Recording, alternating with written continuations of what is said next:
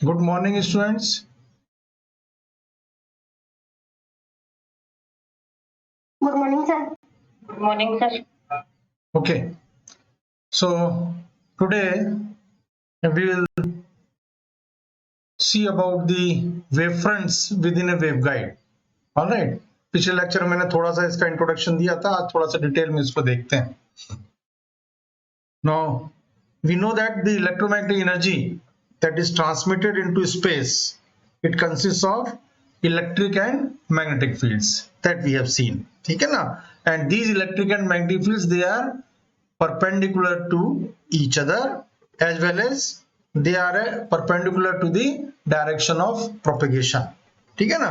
तो इसको दिखाने के लिए हमने यहाँ पर ये देखिए डायग्राम में दिखाया हुआ है पॉइंटिंग वेक्टर के रूप में राइट हैंड रूल हमने यहाँ पे लगाया है. तो इसमें आप देख रहे हैं कि जो डायरेक्शन ऑफ प्रोपेगेशन है आपका यहाँ पे वो शो कर रहे हैं.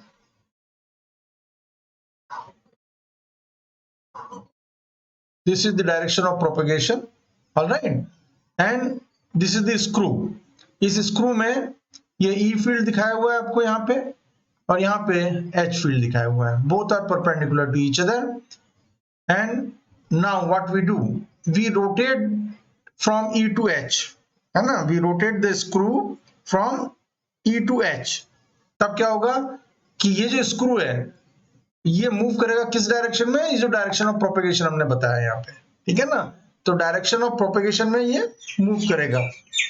ऑलराइट, तो स्क्रू की एक्सिस जो है that is perpendicular to electric and magnetic field and this axis that will advance in the direction of propagation when the E field is rotated to the right, that means towards the H field. So we say that E cross H, right? E cross H, that gives you the direction of propagation. All right. Then now these electric and magnetic fields, they form a wavefront. All right. और wavefront क्या होता है उसका थोड़ा सा hint दिया था हमने पिछली बार. तो यहाँ पर combined electric and magnetic fields they form A wavefront that can be represented by alternate negative and positive peaks at half wavelength intervals. जैसा आप यहाँ पे देख रहे हैं इस डायग्राम में, यहाँ पे देखिए ये जो है peak, this one, this is the positive peak and this is the negative peak.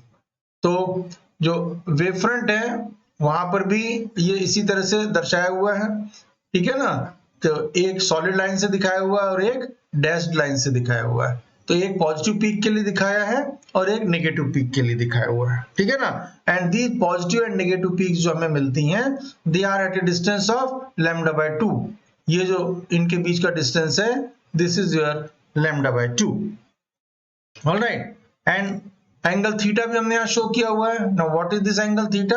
This is the direction of travel of the wave, right, with respect to some reference axis. तो ये जो थीटा एंगल है ना, this is the direction of travel of the wave with respect to reference axis. ये reference axis हमने लिया हुआ है यहाँ पे, this is your reference axis. इसके सापेक्ष ये जो वेव है आपकी, ये वेव ट्रेवल कर रही है यहाँ पे, this is the direction of the wave. So this angle, alright, this angle becomes your theta, right? So angle theta is the direction of travel of the wave with respect to some reference axis. आप मान लीजिए यहाँ पर ये तो हमने सिर्फ एक वेव फ्रंट ली जो एक वेव फ्रंट ट्रेवल कर रही है, ठीक है ना? परंतु एक की बजाय हम दो वेव फ्रंट ले लें, मान लीजिए एक सेकंड वेव फ्रंट और ले लेते हैं, है ना, जिसमें कि उसका सिर्फ डायरेक्शन अलग हो और बाकी उसकी जो एम्पलीट्यूड वगैरह है वो सेम हो, ठीक है ना? And that is present at the same time. तो क्या होगा वहां पे उसका रिजल्टेंट का फॉर्मेशन होगा, ठीक है? तो वो कैसे मिलेगी अपने को वो देखते हैं.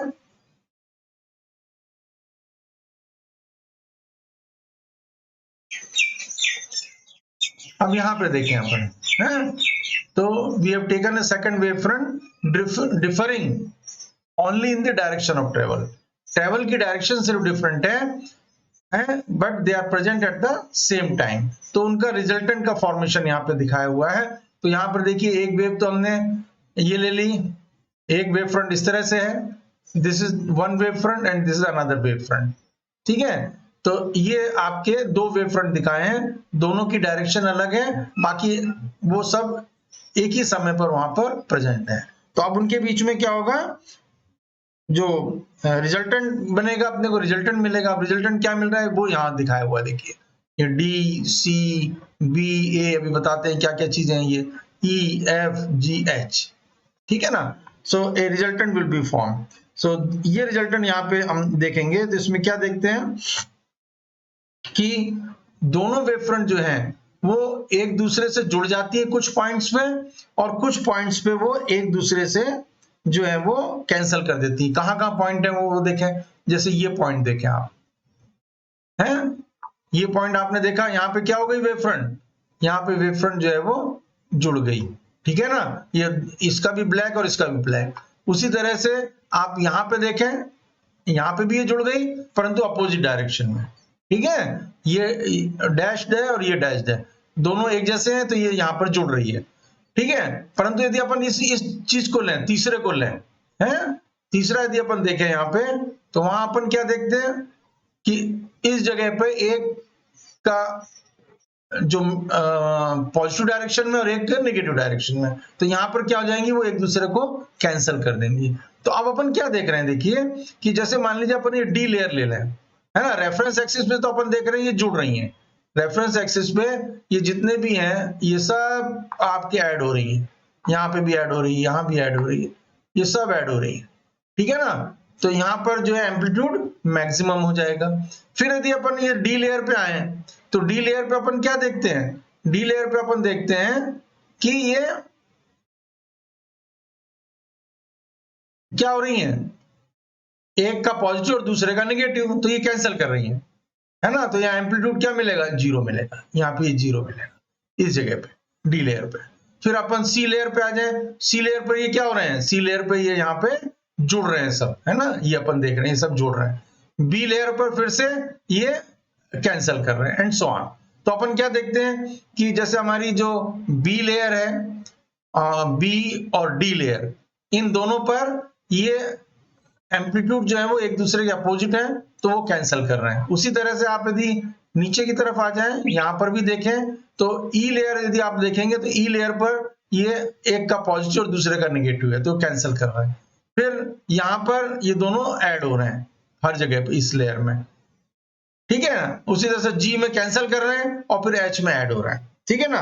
तो अपन क्या देखते हैं कि जो ए सी एफ एच ये जो लेयर्स हैं, है ना, इन पर क्या हो रहा है कि ये जुड़ रही है, मतलब अपन ये कह सकते हैं ये जो पॉइंट्स हैं दे आर एडिशन पॉइंट्स, है ना, they are addition points.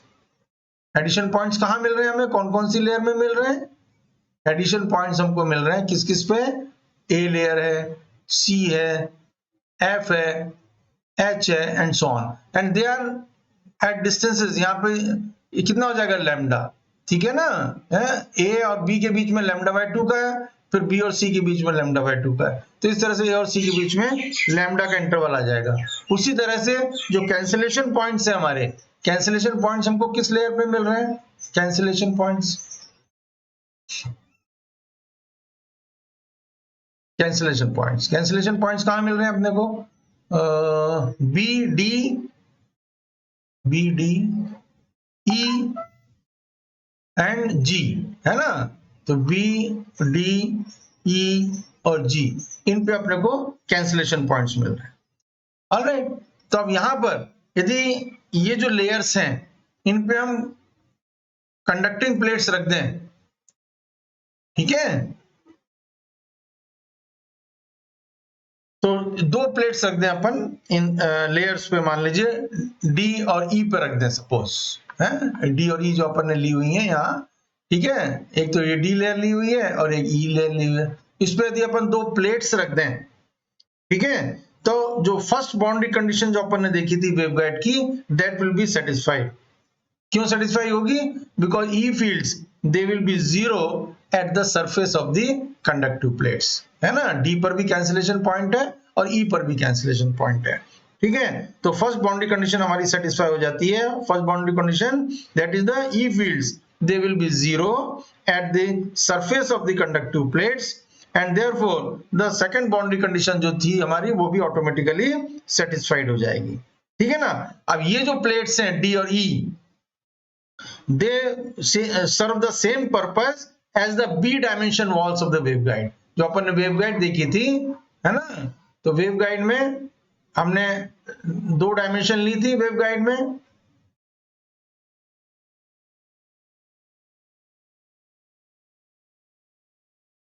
This is your a dimension and this is your B dimension, ठीक है ना। तो ये जो हम लेयर की बात कर रहे हैं जहां पे हम कंडक्टिंग प्लेट यहां पर रख रहे हैं, ये हमारा क्या पर्पस सर्व करती है, बी डायमेंशन का, ठीक है ना। So they serve the same purpose as the B dimension of the walls of the waveguide, and A dimension walls तो फिर अपन उसके ऊपर जोड़ सकते हैं, तो they can be added without affecting the magnetic और electric fields which are there inside the waveguide. Alright, अब यहां पर मान लीजिए अपन एक क्वार्टर वेवलेंथ की प्रोब इंसर्ट कर रहे हैं वेवगाइड में,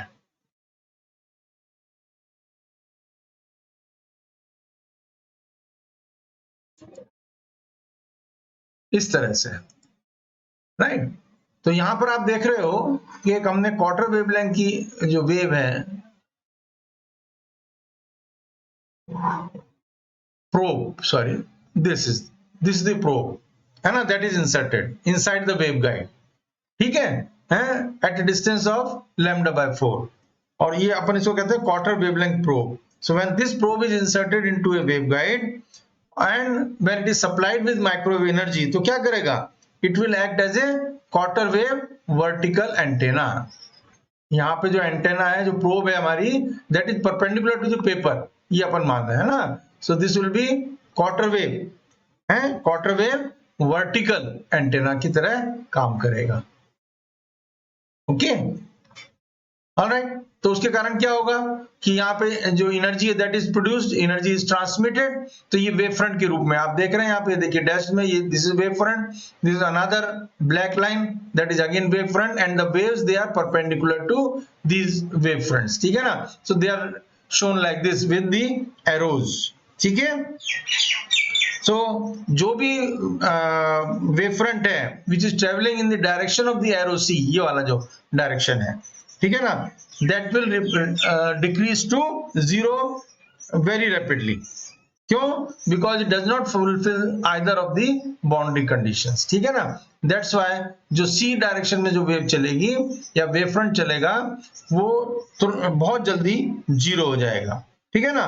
और जो बाकी जो वेव फ्रंट है which are travelling along the direction A and B, they will reflect from the walls, क्योंकि वॉल्स की तरफ ये जा रहे हैं, so they will be reflected from the walls and they will form reverse phase wave front. जब reflect होंगे तो ये ध्यान में रखें, रिफ्लेक्शन के कारण वेव फ्रंट में पाई का फेज डिफरेंस आ जाता है ना, 180 डिग्री का फेज डिफरेंस आ जाता है। तो जब ये वेव फ्रंट इससे रिफ्लेक्ट होगा तो रिफ्लेक्टेड वेव फ्रंट और इंसिडेंट वेव फ्रंट दोनों में 180 डिग्री का फेज डिफरेंस हो जाएगा, इसलिए अपन कहते हैं ये they form reverse phase wave fronts, ठीक है ना।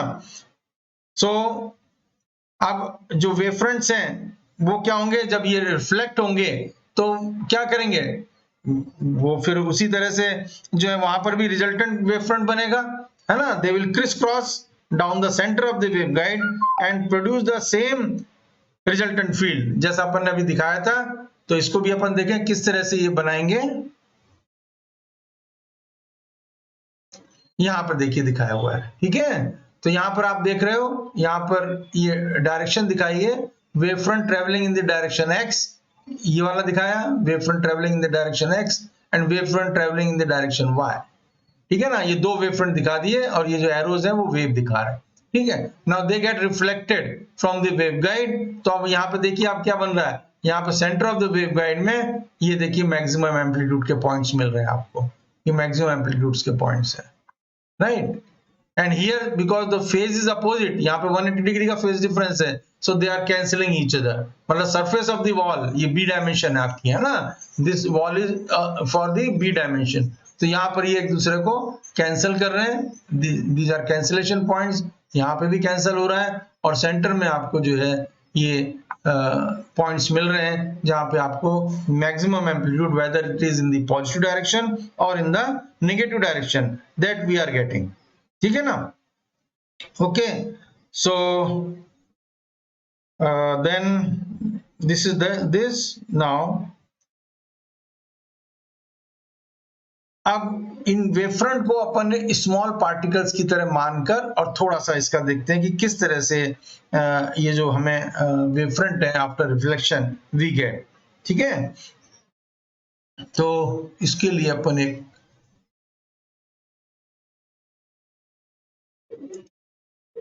यहां, ठीक है, यहां पर देखिए हमने क्या किया कि यहां पर जो वेवफ्रंट्स हैं इनको एक पार्टिकल्स के रूप में मान लिया, ये 1 2 3 4 5, right, these are the particles, यहां दिखा रहे हैं ना जो 1 2 3 4 5, they are travelling towards the B wall, यू कह सकते हैं, या रिफ्लेक्टर, इसकी तरफ ही ट्रेवल जब कर रहे हैं तो सबसे पहले क्या होगा, पार्टिकल 1 पहुंचेगा क्योंकि ये सबसे नजदीक है, और यहाँ पर अपन ये मान के चल रहे हैं कि जब ये यहाँ से रिफ्लेक्शन होगा तो इनकी वेलोसिटी में कोई परिवर्तन नहीं होगा, देयर इज नो लॉस, ठीक है ना, परफेक्टली फ्लैट वॉल अपन वेवगाइड की मान के चल रहे हैं, ठीक है। तो अब ये देखिए यहाँ पर ये बी जो डायग्राम है आपका बी पिक्चर में, ये यहाँ पे 1 पार्टिकल यहाँ पहुंचा और फिर ये रिफ्लेक्ट होकर इस तरफ चल दिया, ठीक है ना, जब ये रिफ्लेक्ट होकर इधर चल दिया, उधर ये दूसरा पार्टिकल पहुंचा ये यहाँ पर, फिर वो रिफ्लेक्ट होकर चलेगा, वो यहाँ दिखाया देखिए है, ये नीचे वाले डायग्राम में, तो ये 1 आ गया, ये 2 आ गया, फिर 3 पहुंच गया, 3 रिफ्लेक्ट हुआ, तो इस तरह से ये जो है particles they will strike the wall and they will get reflected back in the same manner, ठीक है। नाउ ऑल द पार्टिकल्स हमने बताया आपको, they are travelling at the same velocity and therefore the relative position between 1 and 2 वो change नहीं होगी, है ना, वो सेम रहेगी। तो यहां पर आप देख रहे हैं कि जब ये पूरा वेवफ्रंट रिफ्लेक्ट हो गया तो ये आपको मिल गया यहाँ पे 1 2 3 4 5, इस तरह से ये पूरा का पूरा वेवफ्रंट यहाँ पे आपको after reflection you are getting, ठीक है। तो इस कारण से क्या हुआ, ये जो प्रोसेस है इसके कारण क्या हुआ कि आपको रिफ्लेक्टेड वेवफ्रंट मिला, but that reflected wavefront that is opposite in polarity है। यहाँ पे सबसे पहले 1 मिला, 2 3 4 5, अब ये उल्टा हो गया इससे, जो अपन ने इंसिडेंट वेवफ्रंट लिया था इसमें और इसमें 180 डिग्री का फेज डिफरेंस आ गया, ठीक है। अच्छा, एक चीज और इंपॉर्टेंट अब जो अपने को देखनी है कि दो यदि हम इलेक्ट्रोमैग्नेटिक रेडिएशंस ले लें ऑफ डिफरेंट फ्रीक्वेंसीज, राइट,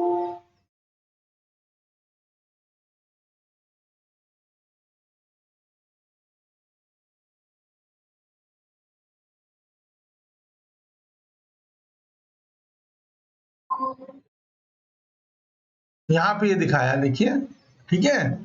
तो दो वेवफ्रंट, एक हमने लिया फिगर 427A में और दूसरा वेवफ्रंट हमने इसी के नीचे लिया है, ये दूसरी फ्रीक्वेंसी का लिया हुआ है, ठीक है ना, 427P में।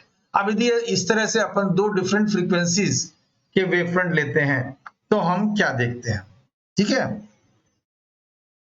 तो यहां पर जो एरोज अपन ने दिखाए हैं that is the direction of the wave, है ना, यहां जो आपका जो वेव फ्रंट है वो तो ये है, this is the wave front, but this is the direction of the wave and that is making an angle theta with the walls of the waveguide. This we call angle of incidence and this is the angle of reflection, that is phi, right, this is the angle of reflection and this is angle of incidence.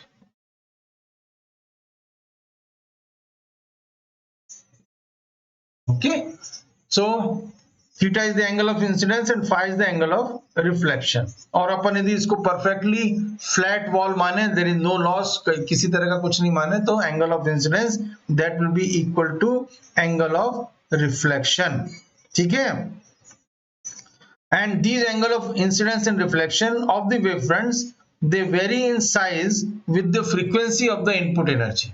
जैसा कि अभी मैंने आपको दिखाया था कि नीचे ये जो फ्रीक्वेंसी है, एक फ्रीक्वेंसी की तो वेव ये है और एक फ्रीक्वेंसी की वेव ये है, ठीक है ना। अब यहाँ पर ये जो फ्रीक्वेंसी ऊपर वाली जो ली है दैट इज लो फ्रीक्वेंसी और नीचे जो ली हमने हाई फ्रीक्वेंसी है। तो हम क्या देख रहे हैं कि लो फ्रीक्वेंसी में जो एंगल ऑफ इंसिडेंस है, right, that is smaller, whereas in the case of high frequency the angle of incidence that is greater, ठीक है। so this angle of incidence that depends upon the frequency of the wave which is traveling through the waveguide।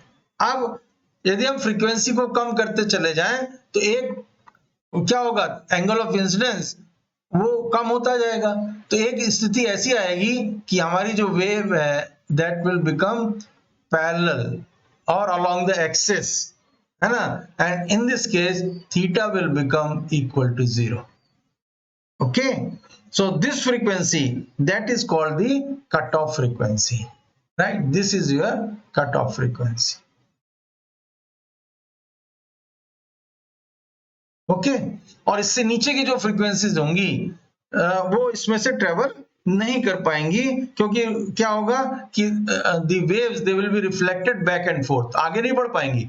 आगे back and fourth यदि reflection होगा तो क्या हो जाएगा, standing wave हो जाएंगी। और स्टैंडिंग वेव का मतलब ये है कि that is standing wave, that is not travelling wave, ठीक है ना। So in this case at cutoff frequency and below cutoff frequency the waves they cannot travel through the waveguide because they will be reflected back and forth and they will form standing waves।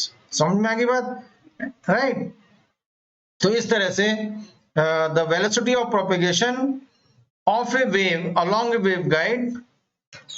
दूसरी चीज, अब यहां पर क्या हो रहा है कि जो वेव प्रोपेगेट हो रही है that is getting reflected from the walls and this is how it is traveling, and therefore what will happen that the velocity of the wave which is traveling through the waveguide that will become less than the velocity of light in free space, that will be a little smaller, ठीक है ना।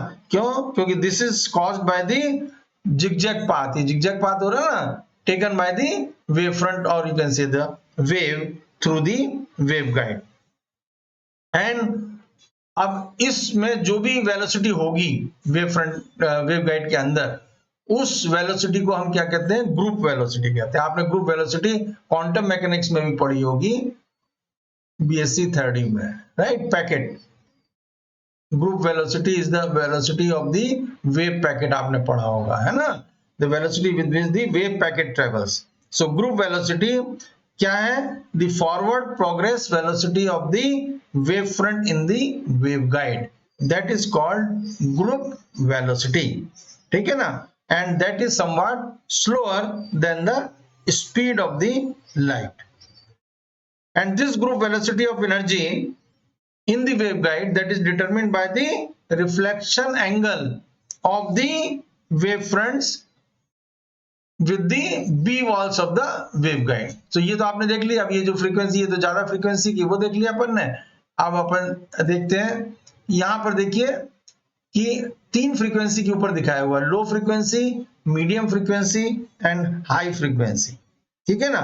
तो यहाँ क्या देख रहे हैं कि जैसे जैसे फ्रीक्वेंसी कम होती जा रही है the reflection angle that becomes less and less. यहाँ पे देखिए, यहाँ पे रिफ्लेक्शन एंगल कम है, यहाँ रिफ्लेक्शन एंगल ज्यादा है, यहाँ पे रिफ्लेक्शन एंगल और ज्यादा है। मतलब हाई फ्रीक्वेंसी पे सबसे ज्यादा एंगल, फिर मीडियम पे और कम, लो पे और कम फ्रीक्वेंसी कर देंगे तो और कम एंगल ऑफ इंसिडेंस होता जाएगा। So the reflection angle decreases when the frequency decreases, and that will cause the group velocity to decrease, ठीक है।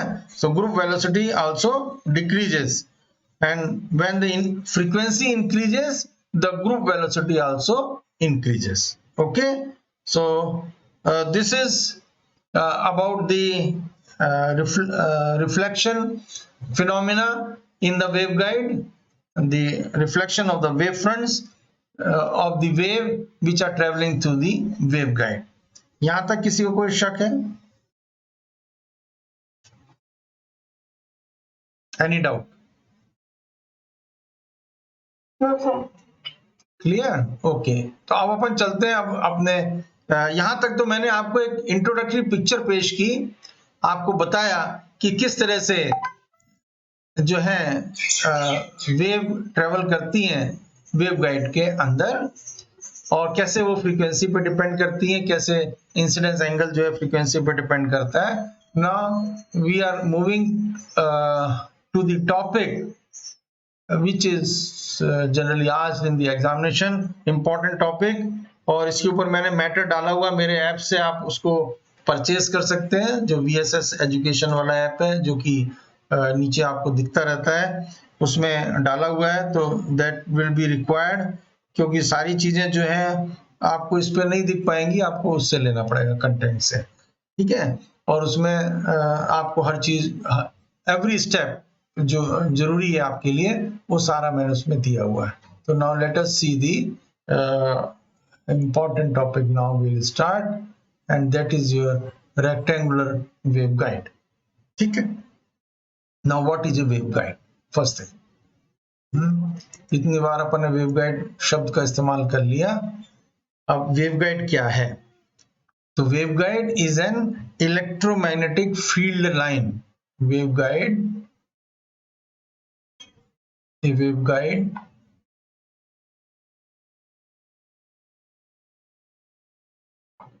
is an electromagnetic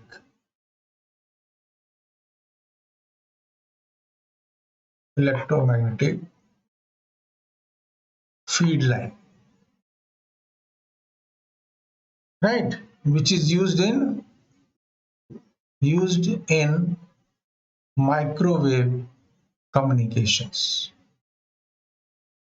microwave communications, ठीक है ना। broadcasting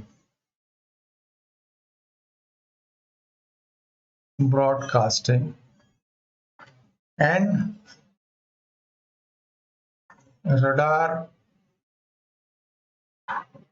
installations।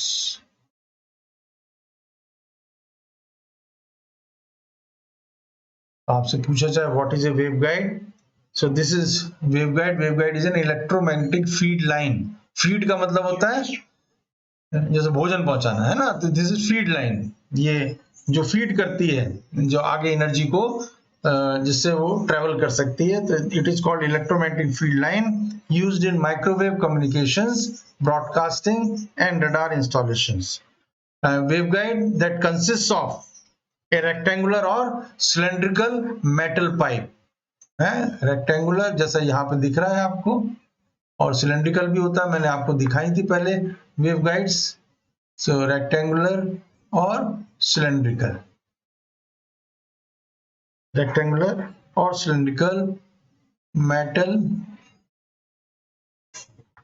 ट्यूब और पाइप, ठीक है। And the electromagnetic field that propagates lengthwise, इस direction में, ठीक है ना, जो जेड डायरेक्शन है, इस डायरेक्शन में जो है electromagnetic field that propagates to the waveguides. And waveguides are most often they are used with horn antennas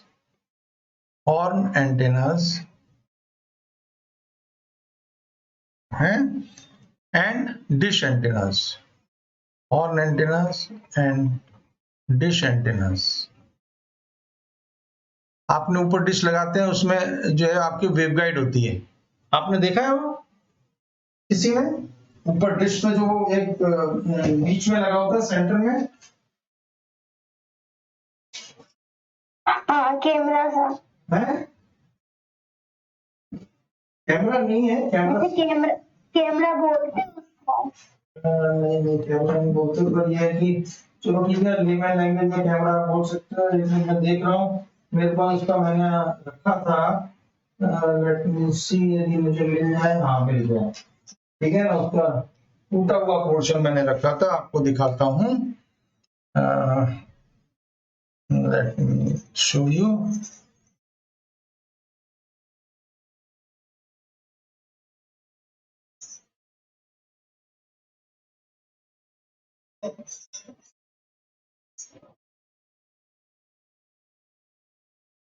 दिख रहा है? Can you see? Yes sir. है ये सामने का गोल पोर्शन है, और ये जो अंदर दिख रहा है ना रेक्टेंगुलर, रेक्टेंगुलर दिख रहा है कि नहीं नजर आ रहा? इसको खोला था क्या इसको? ये तो बंद रहता है ना? ये हाँ बंद रहता है, ऊपर वो कवर चढ़ा रहता है, खराब हो गया था बेटा, तो इसको फिर हमने इसका ऑपरेशन कर दिया है ना, आप लोगों को दिखाने के लिए। क्यों? तो दिख रहा है आपको ये बीच में रेक्टेंगुलर दिख रहा है कि नहीं? Yes sir. अच्छा, और उसके अंदर देखिए अंदर एक पिन सी दिख रही होगी, और ध्यान से देखें तो नजर आ रही है कि नहीं? नहीं, पिन नहीं दिख रही। पिन नहीं दिख रही? हाँ, लाइट उस पे देखो, अब देखो। हाँ, एक वायर सा है कुछ दिखा? स्ट्रेट सा। हाँ, ये दिख गया, ठीक है ना? सर। है राइट। तो ये जो है ना, ये जो आपको दिख रहा है यहाँ पे वायर सा जो दिख रहा है, तो दैट इज योर एक वो मान लो कि एंटीना की तरह है, ठीक है ना? है जो वेव है, ठीक है, दो दिख रही है, एक नीचे दिख रही है और एक पीछे दिख रहा है, ठीक है? तो इससे फीड करते हैं, जो यहाँ ये देखेंगे आप, ऊपर देखेंगे, ये इसमें आपका वायर जुड़ा होता है जो नीचे आता है टीवी पे, यहाँ से नीचे आता है, तो इसमें से जो है सिग्नल जो है वो क्या करता है, सिग्नल को लेता है, जो आपकी जो डिश है, डिश से क्या होता है, डिश से जो वेव्स हैं वो फोकस होके इस पे आती हैं, ठीक है ना? और ये जो फोकस होके जो अंदर जो रेक्टेंगुलर वेवगाइड बनी हुई है, वो उसके थ्रू किसमें चली जाती है, केबल में चली जाती है। क्लियर हो गया? ठीक है, so this is how it acts है। तो ये जो है हॉर्न एंटेना और डिश एंटेना की इसीलिए बात की है कि ये जो है इसमें हम इनका जो है यूज करते हैं। Okay, alright, so now let me, मैं अपने आप को छोटा बना लूं अब, है?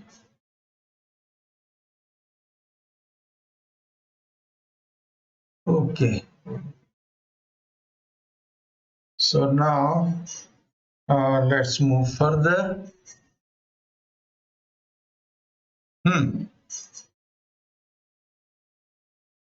ऑलराइट, तो अब ये जो इलेक्ट्रोमैग्नेटिक फील्ड है ना, which is propagating through the waveguide, वो कई तरीके से इसमें से प्रोपेगेट कर सकता है, परंतु जो दो कॉमन मोड जो अपने को पढ़ने हैं वो है टीई मोड और टीएम मोड। बताए थे मैंने आपको, do you remember? Yes sir. है what is TE mode and what is TM mode? कोई भी किसी को याद है? ट्रांसवर्स इलेक्ट्रिक फील्ड और transverse electromagnetic field. No, TM wave means transverse magnetic, TM है ना, TM and TE. Let me write down TM, है ना, टीएम मींस ट्रांसवर्स मैग्नेटिक, ठीक है, and TE that is transverse electric, ठीक है। और ट्रांसवर्स मैग्नेटिक में क्या होता है, अपन ने देखा था कि exact the component of magnetic field along the direction of propagation that is zero in transverse magnetic wave, ठीक है। और ट्रांसवर्स इलेक्ट्रिक में Ez that is equal to 0 बताया था आपको मैंने, ठीक है, राइट। तो दो तरह की वेव अपने को पढ़नी है, एक तो ट्रांसवर्स मैग्नेटिक और एक ट्रांसवर्स इलेक्ट्रिक वेव, ठीक है। कॉमन जो मोड्स हैं they are known as transverse magnetic and transverse electric. तो टीएम मोड में क्या होता है, the magnetic lines of flux they are perpendicular to the axis of the waveguide. किसमें? टीएम में, क्योंकि एच जीरो है ना, राइट। तो एच जीरो मतलब अलोंग द एक्सिस तो होगा नहीं, तो magnetic lines of flux they are perpendicular to the axis of the waveguide. और टी मोड में क्या होगा, the electric lines of flux they are perpendicular to the axis of the waveguide. समझ में आ गई बात? तो ट्रांसवर्स मैग्नेटिक में क्या है, the magnetic lines of flux they are perpendicular to the axis of the waveguide, and electric T mode में the electric lines of flux they are perpendicular to the axis of the waveguide. और दोनों ही mode जो हैं they can provide low loss and high efficiency as long as the interior of the waveguide that is kept clear and dry। इनको साफ सुथरा रखना जरूरी है, यानी कि धूल उसमें डाल दिया तो उसमें क्या होगा कि लॉसेस बढ़ जाएंगे। ठीक है, अच्छा, उसके साथ साथ यदि हम चाहते हैं कि वेवगाइड प्रॉपरली फंक्शन करे, ठीक है, तो प्रॉपरली फंक्शन करने के लिए it must have a certain minimum diameter relative to wavelength. आपको मैंने बताया था डायमेंशन बहुत इंपॉर्टेंट है, यहाँ पे अपन देख ही रहे हैं, यहाँ डायमेंशन दिखाई हुई है, this is your A dimension, ठीक है ना। तो डायमेंशन के ऊपर डिपेंड करता है कि कौन सी वेव इसमें से ट्रेवल कर पाएगी, कौन से नहीं कर पाएगी, क्योंकि कट ऑफ फ्रीक्वेंसी आ जाती है, दिस इज बी डायमेंशन। ठीक है, so to function properly a waveguide must have a certain minimum diameter relative to the wavelength of the signal. तो यदि वेवगाइड बहुत ज्यादा छोटी हो जाएगी या फ्रीक्वेंसी बहुत ज्यादा कम हो जाएगी तो क्या होगा, the electromagnetic field that will not propagate through the waveguide, और any frequency above the cut off frequency the field line जो है, मतलब वेवगाइड जो है वो आपकी प्रॉपरली वर्क करेगी। ठीक है, अच्छा, रेक्टेंगुलर वेवगाइड जो यहाँ पे हमने शो किया हुआ है that is one of the types of the waveguides, and the shape of this rectangular waveguide मैंने आपको दिखाई थी, वेवगाइड भी दिखाई थी आपको, और यहाँ पर भी आपने देख लिया। तो रेक्टेंगुलर वेवगाइड क्या है, अंदर से हॉलो है ना, ठीक है।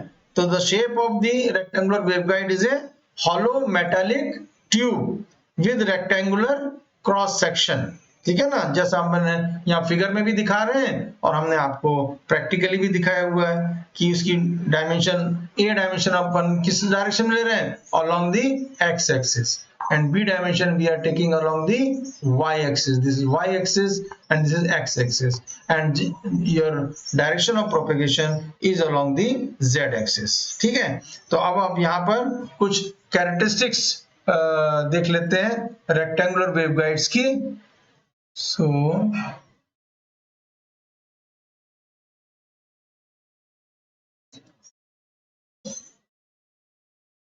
So let us see the characteristics of the rectangular waveguides। थोड़ा सा टाइम बाकी है, उसमें देख लेते हैं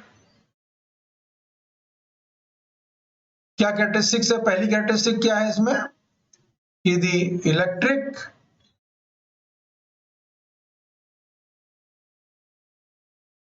जस्ट अ मिनट,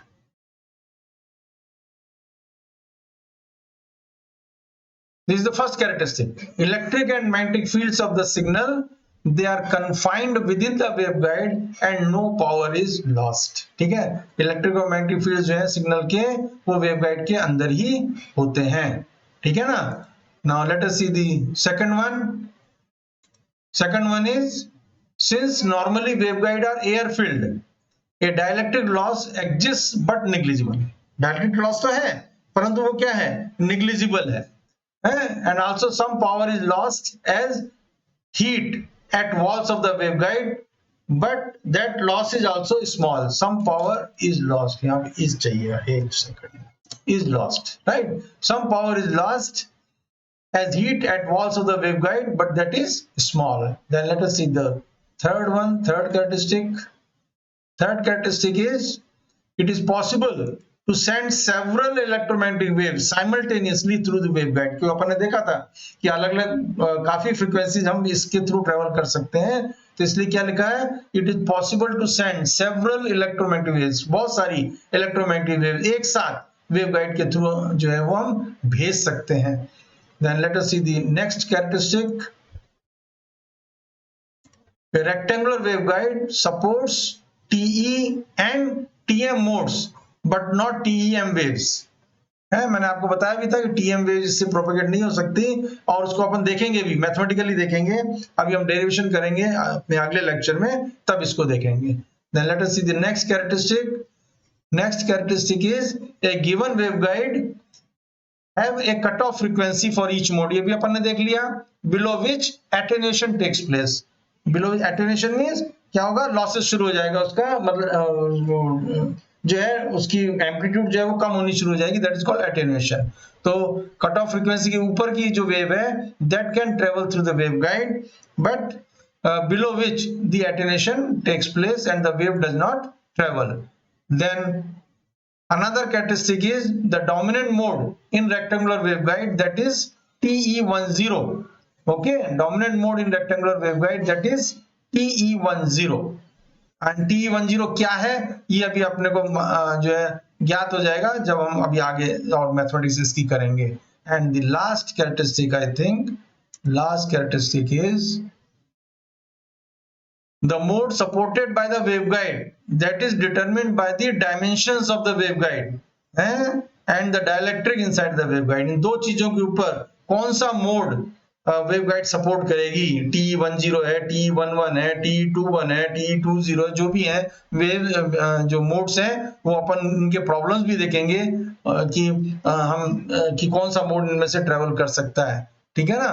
तो the mode supported by the waveguide that is determined by the dimensions of the waveguide and the dielectric inside the waveguide. So these are the characteristics of the rectangular waveguide. कभी-कभी परीक्षा में पूछ लिया जाता है इसको, है तो उसको अच्छे से ध्यान रखिएगा, याद रखिएगा. और अगले लेक्चर में अपन इसकी अब मैथमेटिक्स शुरू करेंगे. Propagation of waves in rectangular waveguides. यहां तक किसी को कोई डाउट है तो पूछ लें.